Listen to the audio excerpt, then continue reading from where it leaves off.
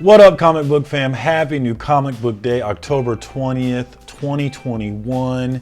I got pretty close to my 10 book limit, but we bought some doubles, so I went over by 3. But before I get into my haul this week, I wanted to give y'all a heads up. I'm gonna do my first live tomorrow night, Thursday, October 21st. I'm gonna be doing my first CGC unboxing. I sent 11 books the end of September, and they're already coming back tomorrow. So I don't understand how I got my books back in less than a month when I hear everybody's waiting 5 to 6 months for theirs. I don't know if they're turning it around or figuring it out, or if I just got that secret sauce that got it done. Excited to get it in and show it off to you guys. I don't know what time yet because I'm checking with a friend of mine because I want him to jump on with me so I'm not all by myself in case nobody's watching. But I am so excited to pull these boxes out and see what grades I got. So definitely tune in tomorrow night if you're interested in something like that. Starting off with DC as usual, we are got Catwoman 36. Again, I have not started reading these Catwomans yet, but I am buying every Jenny Frison cover because I love her style and I just want to have them in my collection. I hear it's a great story from Robbie, so I do plan to read it someday. And my backlog reading stack is getting pretty low, so it might happen soon, but I can't get enough of these Jenny Frison covers, so I'm locked in for those. Next up with DC Comics, we've got Superman, Son of Cowl L, number 4 from Tom Taylor. Love this cover from SithLordly. Cannot get enough of his style. I've been buying all of his covers for this one. One of the best guys doing it. I'm enjoying this story okay. I am actually a liberal, so woke culture is not a problem for me necessarily. It can be, but most part it's not. And this, I see people describing this book as a woke culture book, and even though I'm a liberal, I certainly cannot deny that. It's really been in your face quite a bit. So I understand that it's turned quite a few people off. It's been a little lacking on interesting for me. It's been a little too much, you know, liberal agenda, if you will. But I like Tom Taylor. I trust in Tom Taylor. So I'm going to stick with this one and see if we're going to go somewhere exciting. Still with DC Comics, we've got Nightwing 85. And once again, Tom Taylor coming back at us. This is a Fear State tie-in. I have not read it yet, but I'm looking forward to it. Overall, I'm enjoying Tom Taylor and his writing style. I really love Seven Secrets from him. I think he does a great job of giving you everything you want in a comic book and getting you involved and excited about it.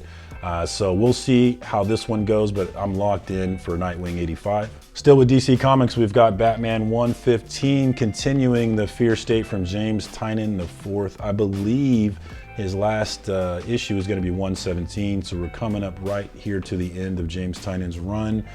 James Tynion is one of my favorite guys doing it. If you follow this channel, you know it, so I'm locked in for that reason. It hasn't been my favorite read, starting with 101, but it's been good enough, and this Fear State has actually been pretty good. It's really drawn me in with Fear State and Scarecrow and what he's trying to do and the team trying to come together to stop him. All that's interesting enough for me, so I'm locked in for Batman Fear State. And this is another double one. I went ahead and got that George or Jorge Molina B cover with the Gardener and Poison Ivy on it. Moving on to IDW, we've got Bermuda number 4. This is going to be the finale of this first arc, if you will. This is one that was recommended by SithLordly over at Spine Ticks, and then I saw Evil Mike over at his channel endorse it as well, and so I jumped in, and I'm very much glad that I did. I love the story, I love the art, and excited to see how they're going to end it here with number 4. And then I have been picking up those incentive covers, those Virgin variants, so I went ahead and grabbed another one this week. I love Nick Bradshaw's art. I love how the colors really pop in this book. So excited to jump in for number 4. Moving on to Boom Studios, we've got Eat the Rich number 3. Now this book wasn't exactly what I wanted it to be in the first 2 issues. My liberal heart really wanted a kind of indictment on rich people, really.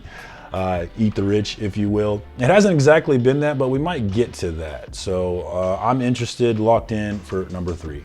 Moving on to AWA Upshot, we've got my number 1 pick of the week, Not All Robots, number 3. Coincidentally, this was also Robbie over at Pop Culture Philosophers' #1 pick of the week. I was kind of blown away by this #1 and #2. It far exceeded my expectations. I kind of picked it up on a flyer. But we've got this world where robots actually run the world now, and humans are really pets. You get a robot assigned to a family, and they basically earn the money for the family to keep them alive. But you have this dynamic where robots are annoyed with doing everything for humans, annoyed by humans, always wanting emotional things from them.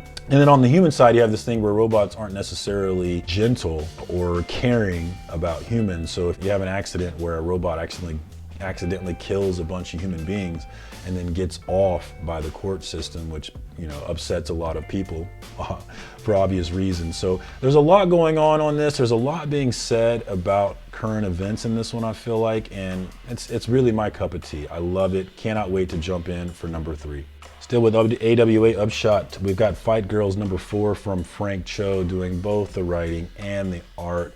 This one has been so-so for me. I've been interested enough to stick with it because I'm really interested in the backstory behind Exandra Blackwater, one of the contestants. Whoever wins this competition becomes queen of the world, and they're investigating this contestant, trying to figure out what she's really about, because apparently what she put down is not who she really is. That mystery has really got me locked in for what's going to happen here. Excited to jump in on #4.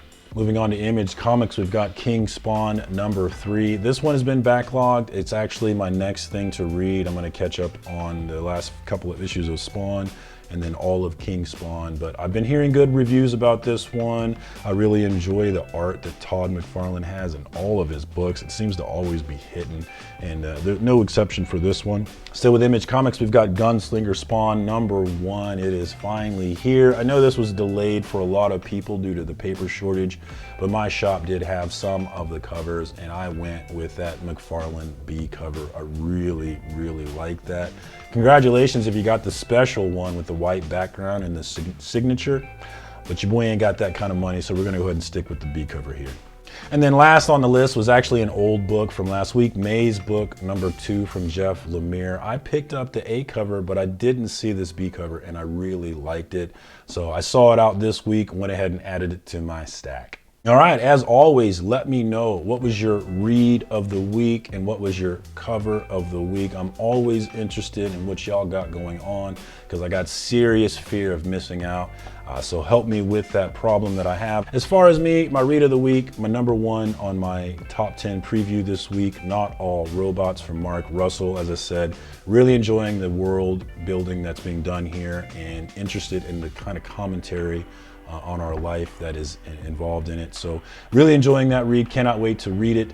And then cover of the week, I'm gonna go with Gunslinger Spawn #1, the B cover from Todd McFarlane. I really liked that B cover. It looks pretty dope. So no question, that's gonna be #1 for me as far as cover. But that's all I got for you. Until next time, peace, comic book fam.